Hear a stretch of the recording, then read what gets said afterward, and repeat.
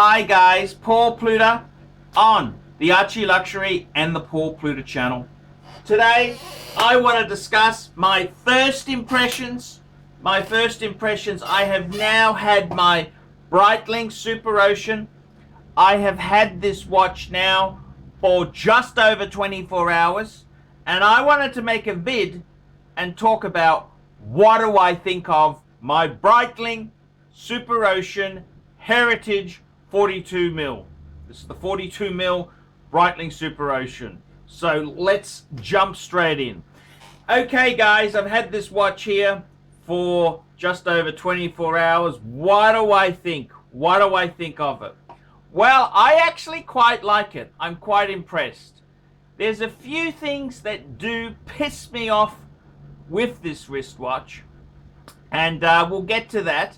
I'm finding it, my nails are fairly short from various chainsaw accidents, and I gotta tell you, to unclip the safety is really quite hard.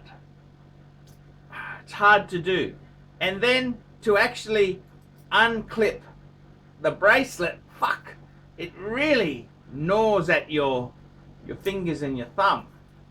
So I find that a little bit on the annoying side. The fit and finish of this watch, it was one of the main things that drew me to this brand here. The fit and the finish. And I gotta tell you, although I'm pretty happy with it, there's a few little things that I think could have been done better. There's some pros and cons. Let's have a look at some of the pros. Well, I think the mesh bracelet is super cool. I think the gorgeous crown without crown guards really suits it. I like the unidirectional bezel. That's very, very cool. It's got a nice feel to it. I like the dial, very original, very cool. And I must say, the way the engraving, where it's got Breitling on the back of it and on the bracelet, I think that's been done very, very well. It's a nice piece. Cons! What do I dislike about it? What do I dislike about it? Well, as I mentioned, it's an absolute bitch to open the clasp there. So I'm hoping as it kind of wears in a bit, maybe that becomes easier. And I got to start growing my nails a bit longer. The other thing that is a bit of a shitter on this watch here, it has a highly polished buckle.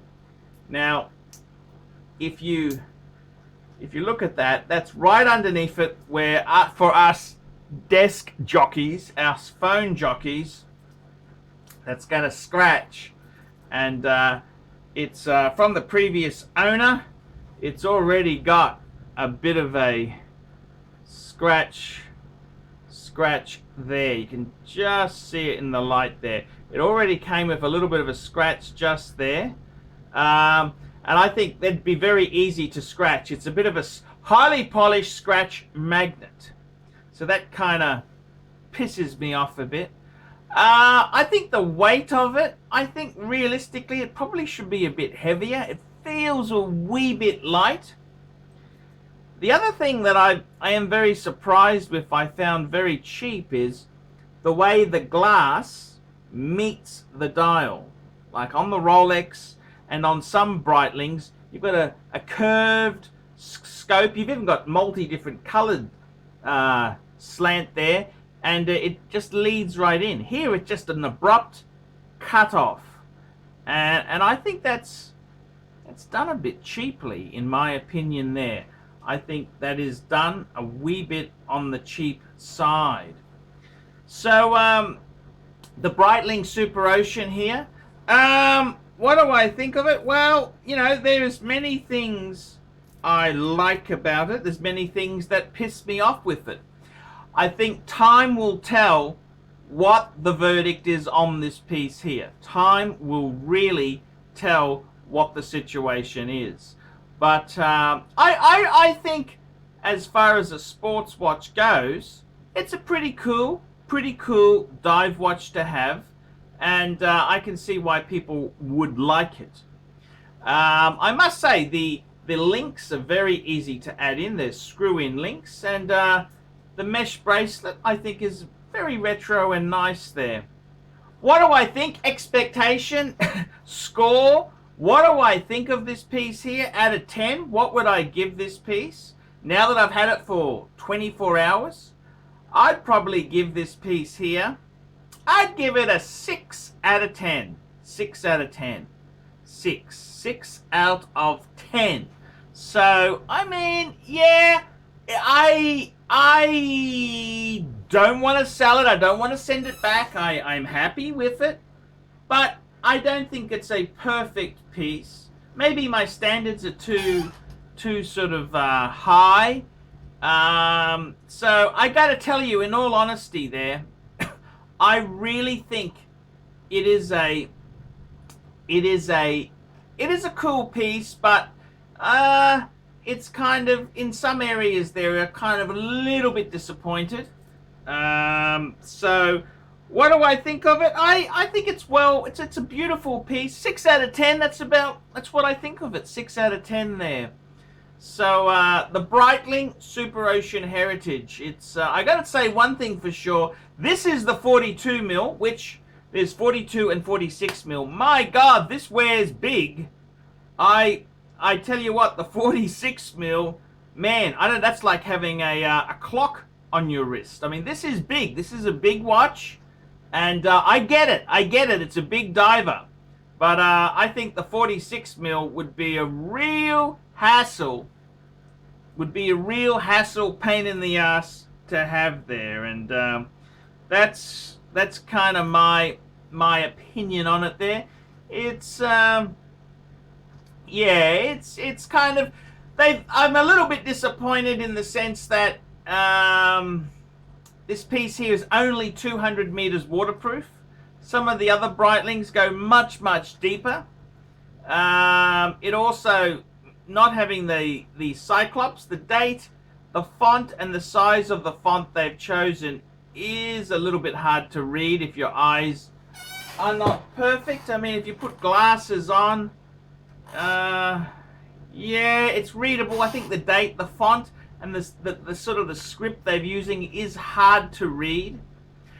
The other thing about this piece here is the fact that the bezel itself doesn't have any numerals on it. So it's got a triangle, that's the 0 position, but it doesn't have 30 minutes or 20 minutes or 15. You know, I think if they would have just put a few more numerals, they could have used a really beautiful retro font, and it would have given the piece a lot more usability as well as practicality to the piece. So yeah, there's a few things I am disappointed with. There's a few things I really love. I love the crown. I think the crown is beautiful.